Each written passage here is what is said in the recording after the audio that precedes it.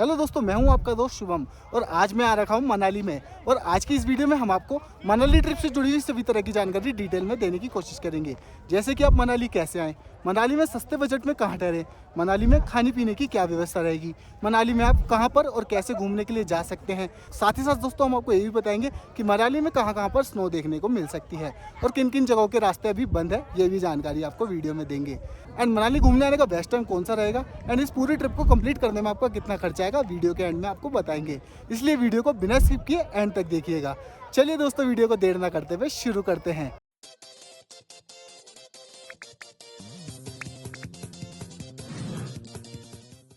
मनाली हिमाचल प्रदेश की वो beautiful hill station जहाँ पर दुनिया भर से टूरिस्ट आना पसंद करते हैं। यहाँ के amazing views, snow point, adventure activities, famous temples और मॉल रोड इसे खास बनाते हैं। चाहे विंटर में स्नो में थ्रिलिंग एडवेंचर का मज़ा लेना हो या फिर समर में हरी भरी वैलीज में रिलैक्स करना, मनाली हर मौसम में हर टूरिस्ट को लुभाता है। फिर चाहे फैमिली हो, दोस्तों का ग्रुप हो या फिर हनीमून कपल, मनाली हमेशा पहली पसंद रहता है। और इस वीडियो में मैं आपकी ये ट्रिप एकदम परफेक्ट बनाने की कोशिश करूंगा। तो फिर चलते हैं दिल्ली और वहां से इस सफर को शुरू करते हैं। और दोस्तों अभी मैं खड़ा हुआ हूँ दिल्ली के कश्मीरी गेट बस स्टैंड पर और यहीं से आपको मनाली तक के लिए डेली चलने वाली बसेस मिल जाती हैं। आपको गवर्नमेंट एंड प्राइवेट दोनों तरह की बसेस मिल जाएंगी जो कि आपको मनाली तक ड्रॉप कर देती हैं। एंड इनमें आपकी टिकट 800 रुपये से 1000 रुपये तक की रहती है। तो अब चलते हैं मनाली के लिए और सफर को एंजॉय करते हैं।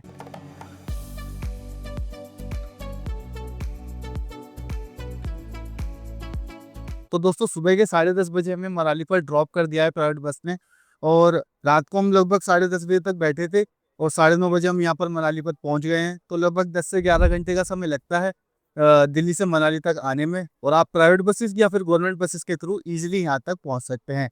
तो अब चलते हैं होटल देखने के लिए।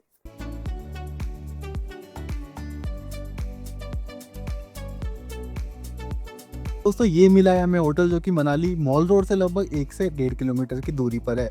ये हडिम्बा रोड पर मिला है हमें। ये हमारा रूम है और ये होटल हमें हो गया लगभग 1000 रुपये पर डे के हिसाब से। हमने ऑनलाइन इसे बुक किया था इसलिए 1000 रुपये पर डे के हिसाब से ये बुक हो गया। तो आप भी अगर आप आ रहे हैं तो ऑनलाइन बुक करके आएंगे तो आपके लिए बेनिफिट रहेगा। अदरवाइज आप यहाँ पर ऑफलाइन भी आकर देख सकते हैं। तो दोस्तों डे 1 में हम मनाली के लोकल प्लेसेस को कवर करेंगे। सबसे पहले हम चलते हैं हडिम्बा देवी टेम्पल के लिए। तो अब हम आ चुके हैं हडिम्बा देवी टेम्पल के पास। यहाँ से थोड़ा सा ट्रैक करना होता है और उसके बाद आप हडिम्बा देवी टेम्पल तक पहुँच सकते हैं।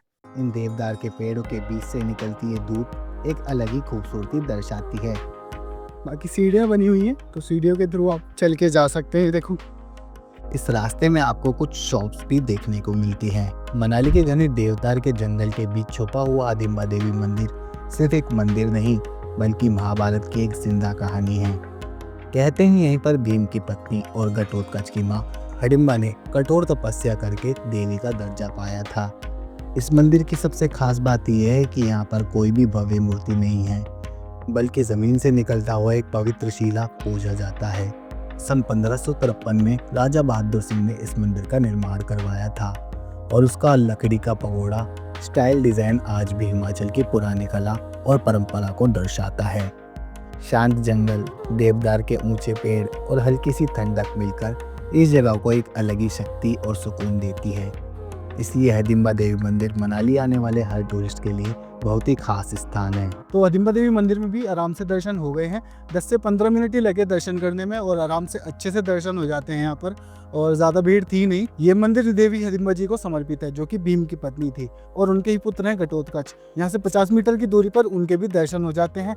तो अब चलते हैं उनके दर्शन करने के लिए। ये मंदिर है और यहाँ से ये रास्ता जा रहा है जो कि घटोत्कच मंदिर के लिए जा रहा है। तो अब चलते हैं दर्शन करने के लिए।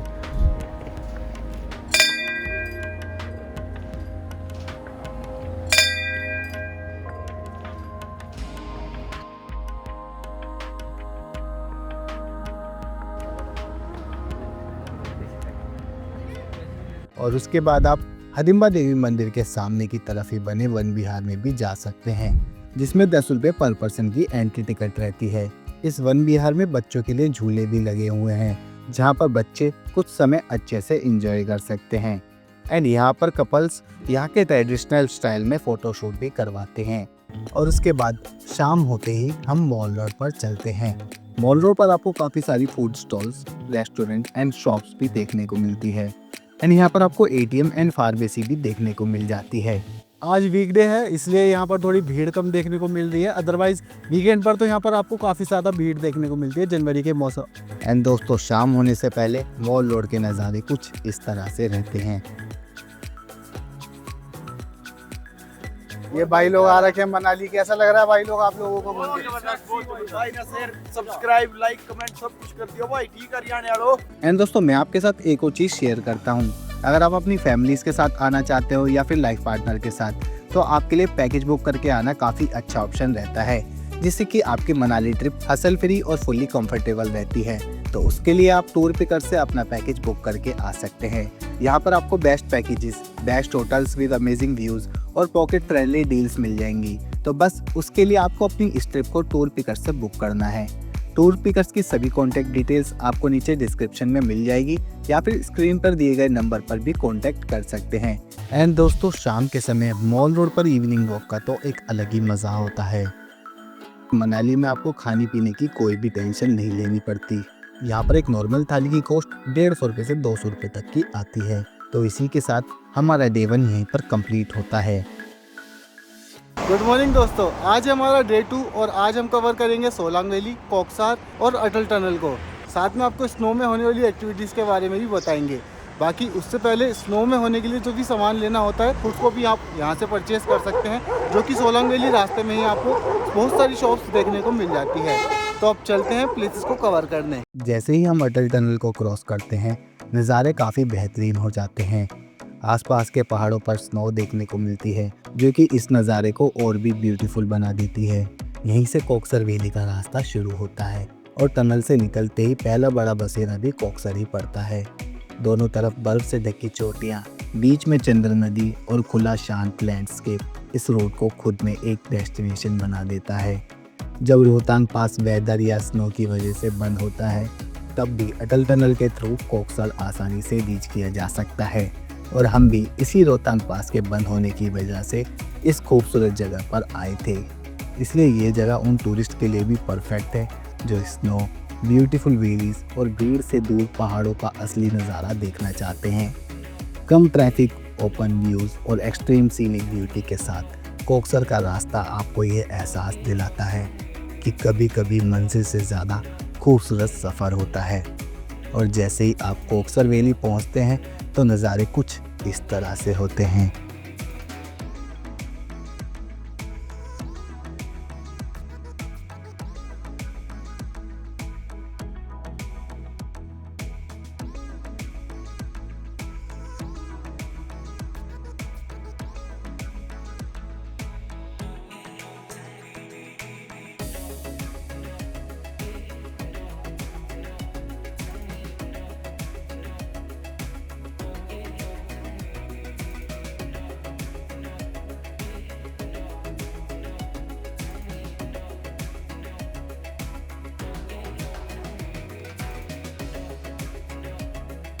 यहाँ स्नो एक्टिविटीज़ भी होती हैं, जैसे कि snow tubing, skiing, bungee trampoline, ATV ride और भी कई तरह की एक्टिविटीज़।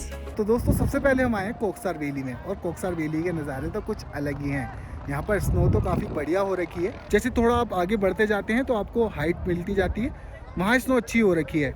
रोहतांग पास बंद है तो कोकसर वैली बढ़िया जगह है, आप आ सकते हो। इस टाइम पर अगर आप आना चाहते हो तो मैं रिकमेंड करूँगा कि कोकसर वैली ज़रूर आए। और यहाँ पर कई तरह की स्नो एक्टिविटीज़ भी हो रही हैं, जैसे कि स्कीइंग होती है, ठीक है, और मोटर बाइक भी हैं, और भी कई तरह की एक्टिविटीज़ हो रही हैं, तो आप उन्हें भी कर सकते हैं। एंड अगर मैं बात करूँ कि स्नो बूट आपको कहाँ से लेना चाहिए, तो नीचे भी आपको शॉप्स देखने को मिल जाती है और ऊपर भी आपको शॉप्स देखने को मिल जाती है। नीचे आपको शॉप्स वाले कहते हैं कि ऊपर आपको शॉप्स नहीं मिलेगी, आपको ऊपर आकर कोकसर वैली के पास में ही शॉप्स देखने को मिल जाती है, जहाँ से आप विंटर कैप ले सकते हैं, ग्लव्स ले सकते हैं, मफलर ले सकते हैं, या फिर स्नो बूट या फिर सूट को रेंट पर भी ले सकते हैं, जिसके चार्जेस 250 रुपये के रहते हैं। बाकी अगर आप मोटर बाइक को एंजॉय करना चाहते हैं तो 4000 रुपये पर पर्सन के लिए रहते हैं। नज़ारे में आपको दिखा देता हूँ कि किस तरह के नज़ारे हैं।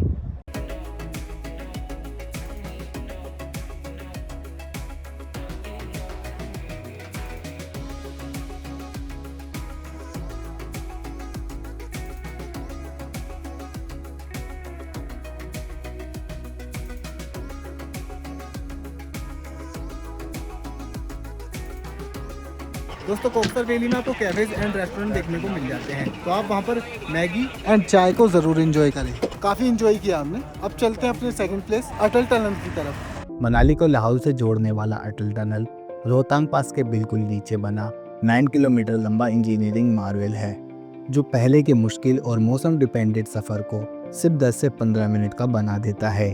इस टनल की सबसे बड़ी खासियत यह है कि ये साल भर ओपन रहता है, जिससे लाहौल स्पीति का रास्ता अब बर्फ के दिनों में भी बंद नहीं होता। टनल से बाहर निकलते ही नज़ारा एकदम बदल जाता है। हरा भरा मनाली पीछे रह जाता है और सामने खुली, ठंडी और रो लाहौल वैली शुरू हो जाती है। इसी वजह से अटल टनल सिर्फ एक शॉर्टकट नहीं बल्कि पहाड़ों के सफ़र का गेम चेंजर माना जाता है। इस टनल का निर्माण साल 2020 में कंप्लीट हुआ था और तब से इसने इस सफ़र को और भी बेहतर बना दिया है। काफ़ी टूरिस्ट इसके आसपास रुककर अपनी फ़ोटोज़ भी खिंचवाते हैं और ये भी एक टूरिस्ट प्लेस की तरह ही फेमस हो चुका है। दोस्तों अभी हम आ चुके हैं अपने सेकंड प्लेस अटल टनल पर। ये टनल 9 किलोमीटर लंबी है, जो कि सोलांग वैली से होते हुए रास्ता जा रहा है रोहतांग पास तक के लिए। उस रास्ते में आपको ये देखने को मिलती है। तो आप यहाँ पर आ रहे हैं तो इस तरह से आप भी फ़ोटो खिंचवा सकते हैं। यहाँ से आसपास की वैलीज़ के बहुत ही ब्यूटीफुल से नज़ारे रहते हैं और इसके साथ भी काफ़ी लोग फ़ोटोज़ खिंचवाते हैं। बाकी व्यू बहुत अच्छे आते हैं यहाँ से। देखो सामने के व्यूज़ देखो कितने प्यारे हैं।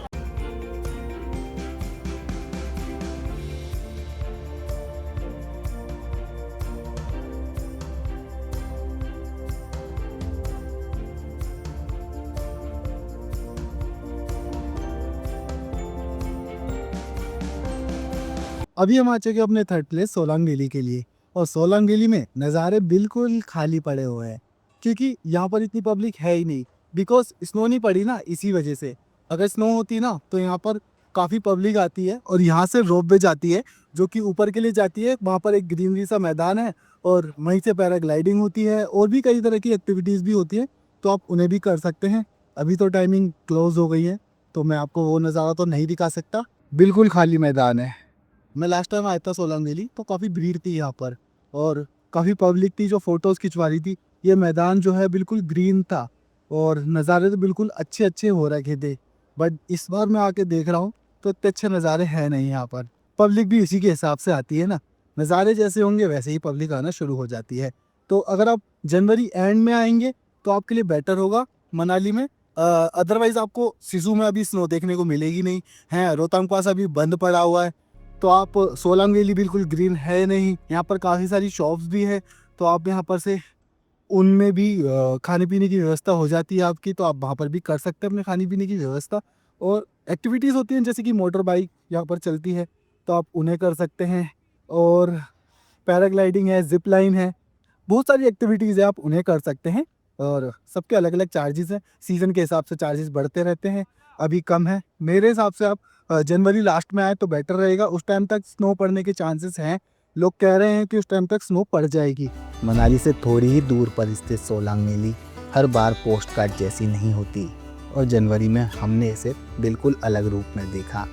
इस वक्त यहाँ पर बर्फ नहीं थी, ग्रीन ग्रास भी गायब थी और पूरी वैली मिट्टी के खुले मैदान जैसी लग रही थी।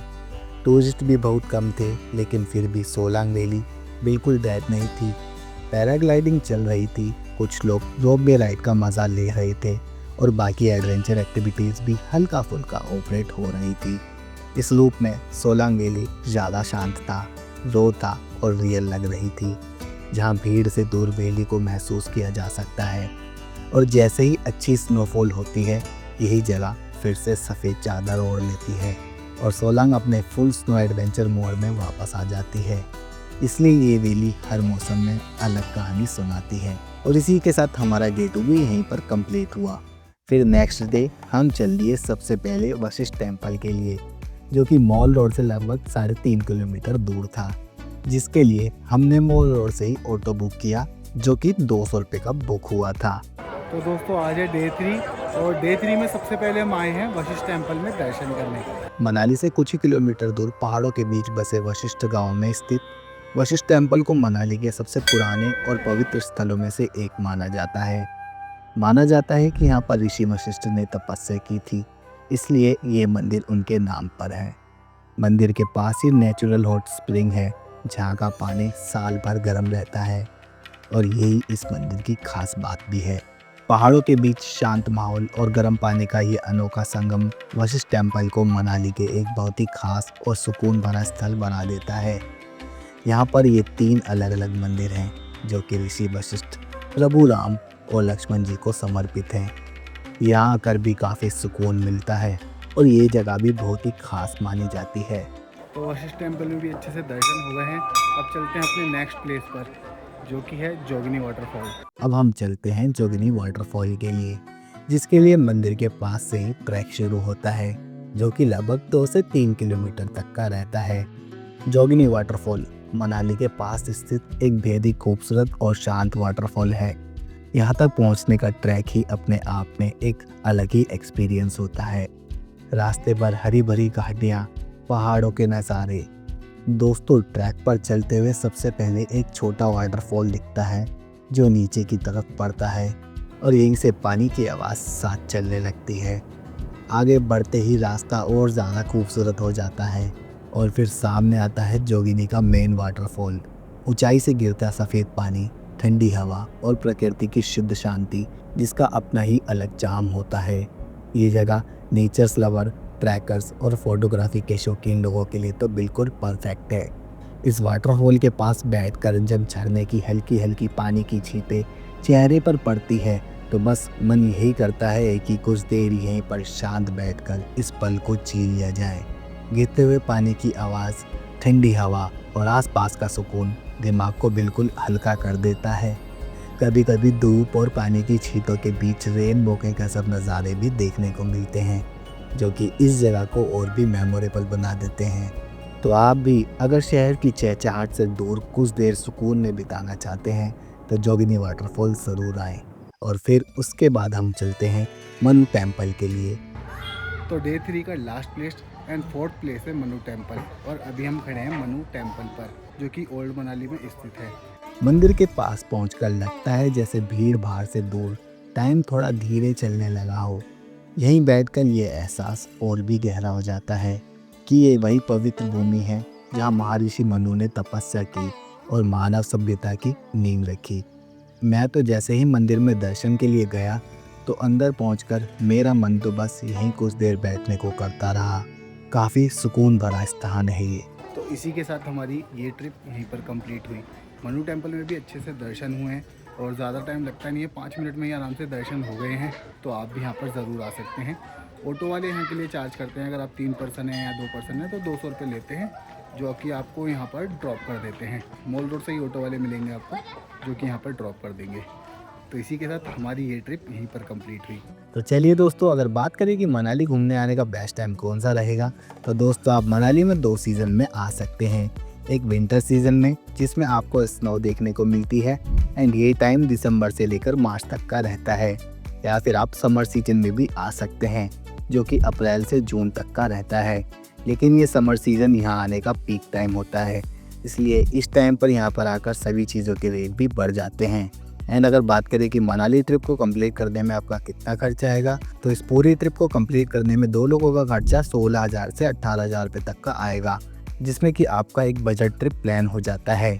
तो हमारा एक पर्सन का खर्चा हुआ आज से 9,000 रुपये। और या फिर आप अपना ट्रिप टूर पिकर्स के थ्रू भी बुक कर सकते हैं। टूर पिकर्स की सभी कॉन्टैक्ट डिटेल्स आपको नीचे डिस्क्रिप्शन में मिल जाएगी। तो दोस्तों आज की वीडियो में बस इतना ही। आई होप आपको मेरी इस वीडियो से मनाली ट्रिप से जुड़ी हुई सभी तरह की जानकारी डिटेल में मिली होगी। अगर फिर भी कोई क्वेश्चन मुझसे छूट गया है तो आप हमें कमेंट करके पूछ सकते हैं या फिर आप हमें फेसबुक या इंस्टाग्राम पर मैसेज करके भी पूछ सकते हैं। हम वहाँ पर भी आपको इसी तरह की इन्फॉर्मेशन देते रहते हैं।